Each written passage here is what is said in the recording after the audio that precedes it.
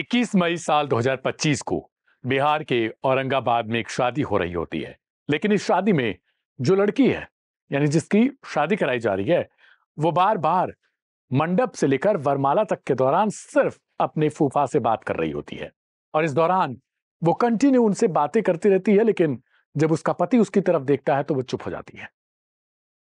इस कहानी में अंततः एक व्यक्ति की मौत होती है और फिर गिरफ्तारी इसी लड़की की होती है। लेकिन सवाल यह है कि फूफा से क्या बातचीत चल रही थी। नमस्कार, मेरा नाम है दिव्यांशु। क्राइम कथा का एक नया एपिसोड है। आज बिहार की औरंगाबाद की एक ऐसी कहानी की बात करेंगे जो एक शादी 21 मई को होती है और फिर धीरे धीरे 24 जून को एक लाश गिर जाती है। इस मामले में जब खुलासा होता है तो पता चलता है कि एक कम उम्र की लड़की अपनी 2 गुना से ज्यादा, यानी अगर 24 से 25 साल लड़की की उम्र है तो उसका अफेयर जिससे है उसकी उम्र है 60 साल। उसके लिए उसने अपने नए नवेले पति को मरवा दिया। इस कहानी के 3 किरदार हैं। नंबर 1 गुंजा, जो खुद लड़की है।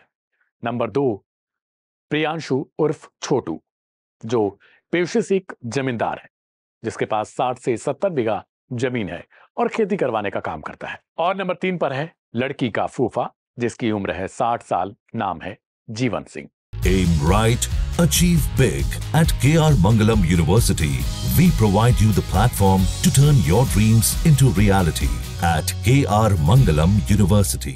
करीब 15 साल से गुंजा अपने फूफा के घर पर रहा करती थी। यहीं पर छोटे से लेकर बड़ी तक हुई। स्कूल जाना, खाना पीना, सब कुछ उसका अपने घर ना होकर फूफा के घर पर हुआ। लेकिन जैसे जैसे उसकी उम्र 16 से 17 साल, 18 ऐसे बढ़ती जाती है, धीरे धीरे उसके अवैध संबंध हो जाते हैं उसके फूफा के साथ, यानी जीवन सिंह के साथ। और यह मामला धीरे धीरे बढ़ता रहता है। कई सालों तक अवैध संबंध चलता रहता है। घर में ही किसी को पता भी नहीं चलता कि भतीजी और फूफा दोनों का अवैध संबंध है। ये दोनों अक्सर किसी न किसी कमरे में मिला करते थे, लेकिन कोई भांप नहीं पाता कि आखिर चल क्या रहा है। अप्रैल के महीने में 2025 में ही इसकी बुआ, यानी गुंजा की बुआ, इन दोनों को बिस्तर पर देख लेती है और फिर उसके होश उड़ जाते हैं। वो घर में चिल्लाने लगती, चीखने लगती, लेकिन ये दोनों आकर किसी तरीके से मना लेते हैं। फिर बुआ ने तय किया कि किसी तरीके से वो इसको निकालेगी अपने घर से। इसके लिए वो फोन करती है अपने भाई को और कहती है कि अपनी बेटी को यहां से लेकर जाओ, वरना मुझे कुछ और करना पड़ेगा, मैं कंप्लेन कर दूंगी। वो पूछता है आखिर हुआ क्या है, ये बता नहीं पाती। फिर घर पर इस लड़की के पिता आते हैं, यानी गुंजा के। वो बातचीत करते हैं और तब पता चलता है कि फिर इसको किसी तरीके से ले जाना पड़ेगा और साथ में इसकी शादी करवानी पड़ेगी। गुंजा के ना चाहते हुए भी 21 मई को किसी तरीके से शादी करवाई जाती है एक जमींदार के बेटे से, जिसका नाम है प्रियांशु उर्फ छोटू।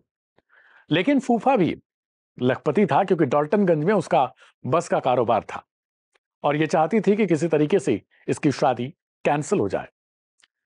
गुंजा बताती है कि इससे पहले भी उसकी 2 शादियां उसके फूफा तुड़वा चुके थे और वो चाहते थे कि गुंजा की शादी ना हो और वो ताउम्र उसके साथ वहीं पर बनी रहे। लेकिन कहते हैं प्रकृति को कुछ और मंजूर था, लिहाजा इसकी शादी 21 मई को जब होती है, तब मंडप से लेकर वरमाला तक के दौरान अपने फूफा को बुलाती है और बेचैनी के नाते बार बार पूछती है कि अब तो मेरी शादी हो जाएगी और फिर हमारा मिलना जुलना बंद हो जाएगा। फूफा से कहती है कि इसको अभी निपटा दो, तो वो कहता है कि ठीक है, समय आने पर देखते हैं। फिर कहती है कि हम कल भाग चलेंगे। फिर वो चुप रहता है। लेकिन शादी हो जाती है, ये अपने ससुराल में जाती है। लेकिन 2-3 दिन बाद फिर से वापस अपने फूफा से मिलने के लिए ये घर से बाहर चली जाती है और ये घटनाक्रम लगातार चल रहा होता है। कभी फूफा के घर पे जाके मिल के आती है, कभी बाहर कहीं पर मिलती है, तो कभी अपने ही ससुराल में अपने फूफा को बुला लेती है। नए नवेले ससुराल वाले थे, उन्हें कुछ पता भी नहीं कि इसका जो अवैध संबंध है वो अपने फूफा के साथ है। इस वजह से वो लोग इसको कमरे में अकेला छोड़ देते थे। धीरे धीरे ये कहानी सब आगे बढ़ रहा होता है, लेकिन अचानक से आती है 24 जून की तारीख। फूफा जीवन सिंह ने पहले से ही बिहार से 2 शूटर हायर कर रखे थे।